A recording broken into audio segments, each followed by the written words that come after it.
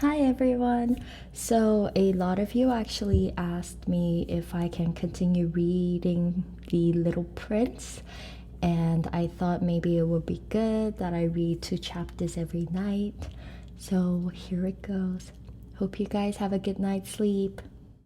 Chapter 4. I had thus learned a second fact of great importance. This was that the planet the little prince came from was scarcely any larger than a house. But that did not really surprise me much. I knew very well that in addition to the great planets, such as the Earth, Jupiter, Mars, Venus, to which we have given names, there are also hundreds of others, some of which are so small that one has a hard time seeing them through the telescope. When an astronomer discovers one of these, he does not give it a name, but only a number. He might call it, for example, asteroid 325. I have serious reason to believe that the planet from which the little prince came is the asteroid known as B-612. This asteroid has only once been seen through the telescope. That was by a Turkish astronomer in 1909. On making his discovery, the astronomer had presented it to the International Astronomical Congress in a great demonstration. But he was in Turkish costume, and so nobody would believe what he said. Grown-ups are like that. Fortunately, however, for the reputation of asteroid B-612, a Turkish dictator made a law that his subjects, under pain of death, should change to European costume. So in 1920, the astronomer gave his demonstration all over again, dressed with impressive style and elegance. And this time, everybody accepted his report. If I have told you these details about the asteroid and made a note of its number for you, it is on account of the grown-ups and their ways. When you tell them that you have made a new friend, they never ask you any questions about essential matters. They never say to you, "What does his voice sound like? What games does he love best? Does he collect butterflies?" Instead, they demand, "How old is he? How many brothers has he? How much does he weigh? How much money does his father make?" Only from these figures do they think they have learned anything about him. If you were to say to the grown-ups, "I saw a beautiful house made of rosy brick with geraniums in the windows and doves on the roof," they would not be able to get any idea of that house at all. You would have to say to them, "I saw a house that cost $20,000. Then they would exclaim, "Oh, what a pretty house that is." Just so, you might say to them, "The proof that the little prince existed is that he was charming, that he laughed, and that he was looking for a sheep. If anybody wants a sheep, there is a proof that he exists. And what good would it do to tell them that?" They would shrug their shoulders and treat you like a child. But if you said to them, "The planet he came from is asteroid B-612, then they would be convinced and leave you in peace from their questions. They're like that. One must not hold it against them. Children should always show great forbearance towards grown-up people. But certainly, for us who understand life, figures are a matter of indifference. I should have liked to begin this story in the fashion of the fairy tales. I should have liked to say, "Once upon a time, there was a little prince who lived on a planet that was scarcely any bigger than himself, and who had need of a sheep." To those who understand life, that would have given a much greater air of truth to my story. For I do not want anyone to read my book carelessly. I have suffered too much grief in setting down these memories. 6 years have already passed since my friend went away from me with his sheep. If I try to describe him here, it is to make sure that I shall not forget him. To forget a friend is sad. Not everyone has had a friend. And if I forget him, I may become like the grown-ups who are no longer interested in anything but figures.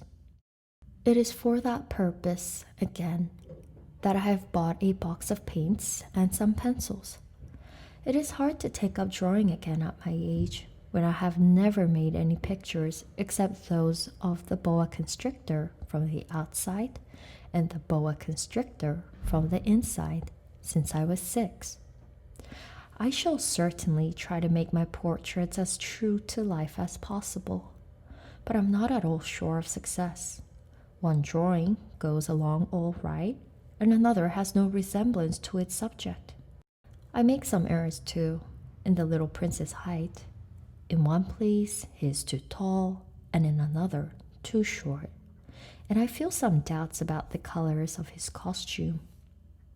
So I fumble along as best I can, now good, now bad, and I hope generally fair to middling. In certain more important details I shall make mistakes also, but that is something that will not be my fault. My friend never explained anything to me. He thought, perhaps, that I was like himself, but I, alas, do not know how to see sheep through the walls of boxes. Perhaps I'm a little like the grown-ups. I have had to grow old. Chapter 5.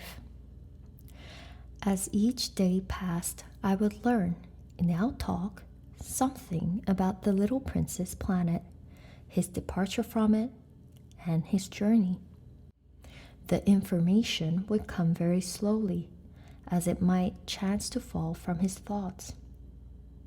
It was in this way that I heard, on the 3rd day, about the catastrophe of the baobabs. This time, once more, I had the sheep to thank for it, for the little prince asked me abruptly, as if seized by a grave doubt, "Is it true, isn't it, that sheep eat little bushes?" "Yes, that is true." "Ah, I am glad." I did not understand why it was so important that sheep should eat little bushes, but the little prince added, "Then it follows that they also eat baobabs?" I pointed out to the little prince that baobabs were not little bushes, but, on the contrary, trees as big as castles, and that even if he took a whole herd of elephants away with him, the herd would not eat up one single baobab. The idea of the herd of elephants made the little prince laugh. "We would have to put them one on top of the other," he said. But he made a wise comment. "Before they grow so big, the baobabs start out by being little." "That is strictly correct," I said. "But why do you want the sheep to eat the little baobabs?" He answered me at once.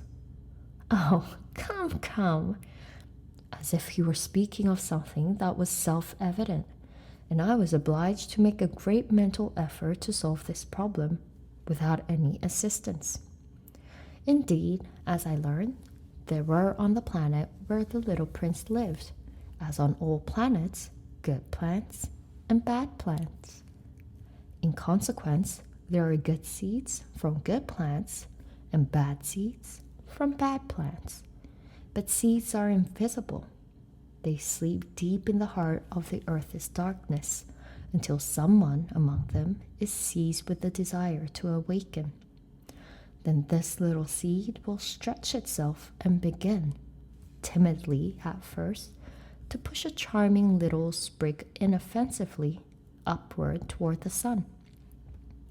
If it is only a sprout of radish or the sprig of a rose bush, one would let it grow wherever it might wish.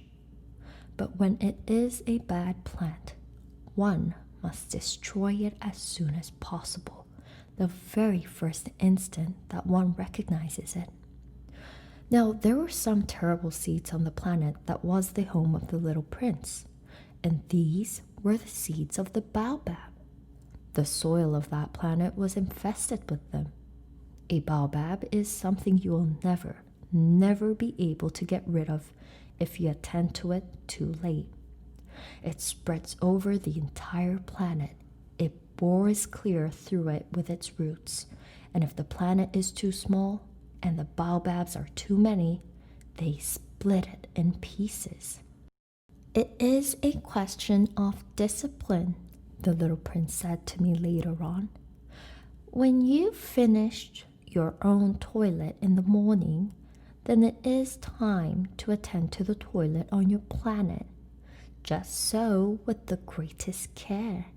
You must see to it that you pull up regularly all the baobabs at the very first moment when they can be distinguished from the rose bushes, which they resemble so closely in their earliest youth. It is very tedious work, the little prince added, but very easy. And one day he said to me, "You ought to make a beautiful drawing so that the children where you live can see exactly how all this is. That would be very useful to them if they were to travel sometimes," he added. There is no harm in putting off a piece of work until another day, but when it is a matter of baobabs, that always means a catastrophe. I knew a planet that was inhabited by a lazy man. He neglected 3 little bushes. So as the little prince described it to me, I have made a drawing of that planet. I do not much like to take the tone of a moralist, but the danger of the baobabs is so little understood, and such considerable risks would be run by anyone who might get lost on an asteroid, that for once I am breaking through my reserve. Children, I say plainly, watch out for the baobabs. My friends, like myself, have been skirting this danger for a long time without ever knowing it. And so it is for them that I have worked so hard over this drawing. The lesson which I pass on by this means is worth all the trouble it has cost me. Perhaps you will ask me, why are there no other drawings in this book as magnificent and impressive as this drawing of the baobabs? The reply is simple. I have tried, but with the others I have not been successful. When I made the drawings of the baobabs, I was carried beyond myself by the inspiring force of urgent necessity. Done. Hope you have a good night. Good night.